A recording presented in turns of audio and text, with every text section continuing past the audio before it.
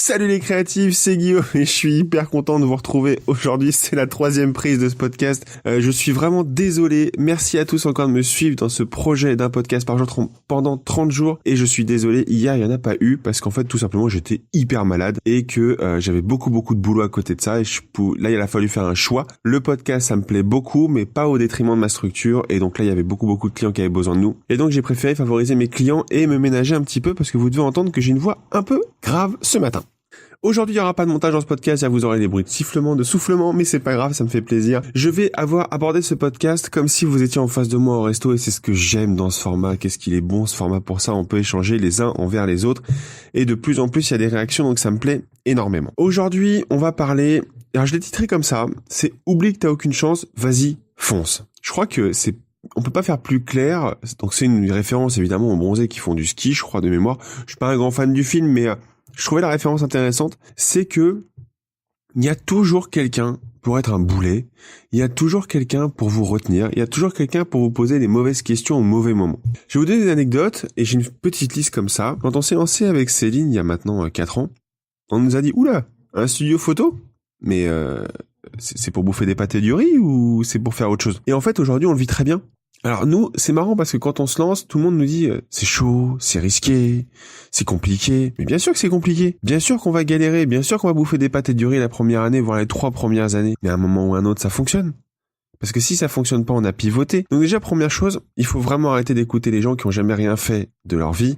Et il faut encore moins arrêter d'écouter les gens qui sont restés salariés et qui sont pas heureux dans leur boulot. Donc voilà, première chose, les gens, quand on s'est lancé, nous ont dit vous êtes fous, vous allez jamais y arriver. Ensuite, il faut savoir où est-ce que vous voulez aller. Évidemment, si vous lancez dans un business demain et puis que vous savez pas où vous voulez aller, est-ce que vous voulez vendre des frites, des potatoes, des burgers, de la prestation photo, des vannes électroniques, des pièces de musée, tout ça, ça demande un business plan, on peut pas se lancer comme ça. Sinon, ouais, vous êtes un photographe. Alors, je prends l'exemple du photographe, mais si vous lancez sans business plan, vous avez aucune chance d'y réussir. Vous savez pas où vous voulez aller. Et si vous avez pas d'objectif, vous pourrez pas les atteindre. On va pas se mentir, hein. Je suis pas là pour vous passer de la pommade. Je suis juste là pour vous faire comprendre que s'il y a pas de business plan, vous savez pas où vous allez. C'est comme quelqu'un qui se lance dans l'entrepreneuriat. Le business plan, c'est le GPS. Le business plan, c'est mon Waze de l'entrepreneuriat. Ensuite, il y a évidemment le fait de bien s'entourer.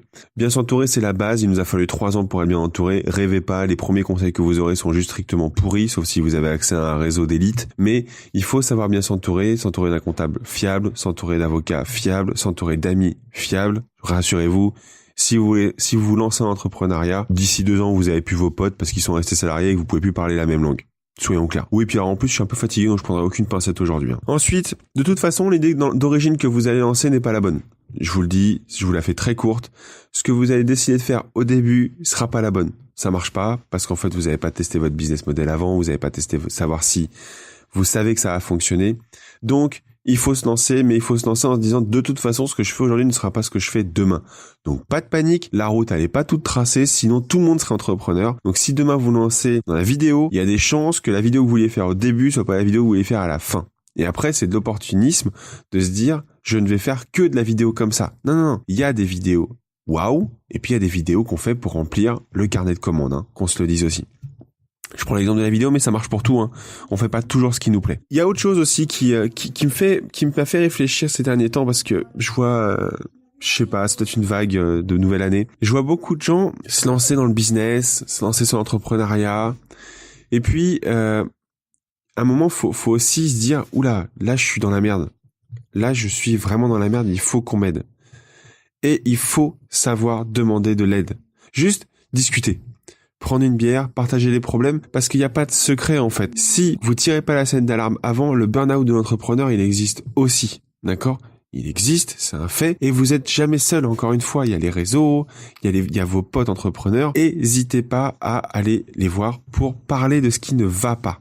D'accord ? Et ça, je peux vous dire que ça fait beaucoup de bien. On l'a vécu il y a quelques temps. Quand on peut discuter avec des gens qui comprennent notre problématique, d'accord ? Et ben, ça aide énormément. Ensuite, je vais faire un secret de folie, un secret d'entrepreneur. La première année, on gagne pas d'argent. D'accord ? J'insiste là-dessus. Au début, quand on se lance, on gagne pas d'argent. Rêvez pas.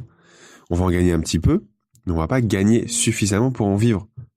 Donc il faut s'arracher pour aller chercher ses clients, il faut s'arracher pour aller chercher un lead, il faut s'arracher parce que on a besoin de faire fonctionner notre boîte. Mais la première année, c'est quand même très très compliqué. Et il y a autre chose aussi que je voulais un peu dire là-dessus, c'est et là je pense qu'il y a un vrai malaise en France là-dessus. On est les champions du monde pour avoir des mecs qui nous vendent des formations et gagner 100 000 euros en foutant pas une la journée. Je crois que je vais devenir officiellement l'entrepreneur qui gueule contre cette pratique. Ça va devenir mon gilet jaune à moi, ça. Parce qu'on n'a pas le droit, en France, de faire croire aux gens qu'en foutant rien, qu'en restant au fond de son canapé, en écrivant un e-book, en le foutant sur Internet, on va gagner 150 000 euros ou des millions d'euros avec 0 contact dans sa base email. Ça, c'est pas vrai, ça marche pas. On le voit encore cette année. Cette année, nos coffrets cadeaux, c'est un véritable carton. C'est-à-dire qu'on va être obligé à un moment de limiter pour pouvoir les écouler. C'est génial, hein. On se plaint pas, on est hyper content. Il nous a fallu 18 mois pour avoir la base de contact client qu'on a aujourd'hui. Et il y a que aujourd'hui, après 18 mois de dur labeur pendant un an, qu'on a réussi à avoir de la vente automatique dans la structure, dans le type d'entreprise qu'on est. Donc, il faut vraiment ne pas croire ce qu'on vous dit tout le temps. Et je suis le premier à pas, il faut pas que vous m'écoutiez, en fait. Faut que vous me critiquiez, analysez ce que je dis. Je n'ai pas la science infuse et faites votre propre expérience. En fait, je me rends compte que je ne sais pas pourquoi j'ai appelé ce podcast Oublie que t'as aucune chance, vas-y, fonce. Parce que ça n'a plus aucun sens ce que je vous ai fait dans ce podcast. Mais enfin voilà, je voulais vraiment vous partager avec vous quelques points sur l'entrepreneuriat un peu général. C'est vrai que c'est très vague, mais j'avais besoin de vous le dire parce que je suis fatigué d'avoir mon feed Facebook. J'ai même eu mon feed Instagram ce matin pourri par ça parce que le mec avait vu que il avait fait du retargeting sur une vidéo que j'avais vue. C'est-à-dire que j'avais vu sa vidéo dans Facebook. Vu que Facebook et Instagram, ils sont mariés ensemble, je m'étais tapé une publication Instagram me disant « Hey, j'ai vu que tu es allé sur ma page pour gagner mon e-book, pour générer un max de leads sans rien faire. Bah, tu t'es pas abonné, comment ça se fait ?» Bah, je me suis pas abonné parce que ton bouquin déjà m'intéresse pas et qu'en plus, j'y crois pas à vos trucs. Donc les mecs sont hyper calés là-dedans, c'est du marketing évidemment, mais s'il vous plaît, ceux qui écoutent ce podcast, ne vous faites pas avoir par ce genre de pratique. Rêvez pas, si vous vous sortez pas les doigts, il se passera rien. D'accord ? Si vous allez pas chercher les clients, il se passera rien, ils vont pas venir à vous. Oubliez pas une chose, hein.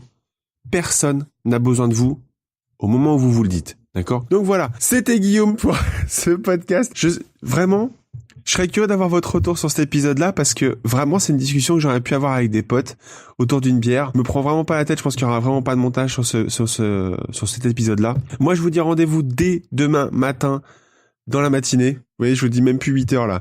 Dans la matinée pour un prochain épisode du podcast d'un couple d'entrepreneurs et toujours dans mon défi d'un podcast par jour pendant 30 jours. Merci à tous et ciao ciao.